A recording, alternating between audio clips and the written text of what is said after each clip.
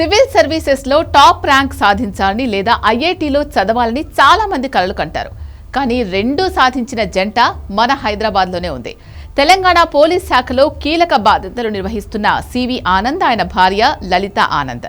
ఈ అపూర్వ జంట భర్త ఐపీఎస్లో సక్సెస్, భార్య ఐఐటి పిహెచ్డి, ఐఎస్బి ప్రొఫెసర్గా ఎదిగి 57 ఏళ్ల వయసులో భరతనాట్యం అరంగేట్రం చేసి చాలా మందిలో స్ఫూర్తి నింపారు. సివి ఆనంద్ క్రికెట్ నుంచి ఐపీఎస్ వరకు ఎదిగారు. సివి ఆనంద్ పక్కా తెలంగాణ బిడ్డ. రంగారెడ్డి జిల్లాలో జన్మించారు. చిన్నప్పుడే ఆయన కుటుంబం హైదరాబాద్కు వచ్చింది. బేగంపేటలోని హైదరాబాద్ పబ్లిక్ స్కూల్లో చదివారు. చదువులో మెరుగు, క్రికెట్లో ఆయనకు మంచి పట్టుంది. నిజాం కాలేజ్లో డిగ్రీ చదువుతూ హైదరాబాద్ క్రికెట్ టీం తరపున ఆడారు. ఉస్మానియా యూనివర్సిటీలో ఎంఏ ఎకనామిక్స్లో గోల్డ్ మెడల్ సాధించారు. ఇండియా అండర్-19 క్రికెట్ టీంలో చోటు దక్కించుకొని ఇంగ్లాండ్ పర్యటన కూడా చేశారు. కానీ ఒక దశలో క్రికెట్ వర్సెస్ చదువు మధ్య సందేహం వచ్చింది. కానీ ఆయన చదువునే ఎంచుకున్నారు. మొదటి అటెంప్ట్లోనే యూపీఎస్సీలో 147 ర్యాంకు సాధించి 21-22 ఏళ్ల వయసులోనే ఐపీఎస్లోకి ఎంపికయ్యారు.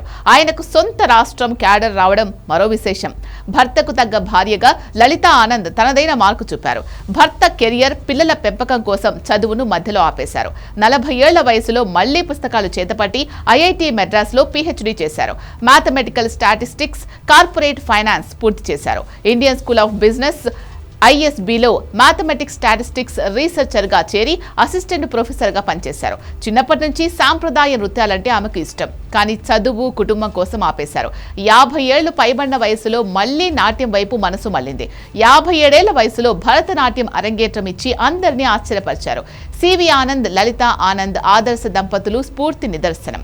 సివి ఆనంద్, లలిత ఆనంద్ దంపతులకు 2 కుమారులు. పెద్ద కుమారుడు చామా మిలింద్ హైదరాబాద్ క్రికెట్ టీంకు చెందిన ప్రొఫెషనల్ క్రికెటర్. ఇండియా అండర్-19లో ఆడాడు.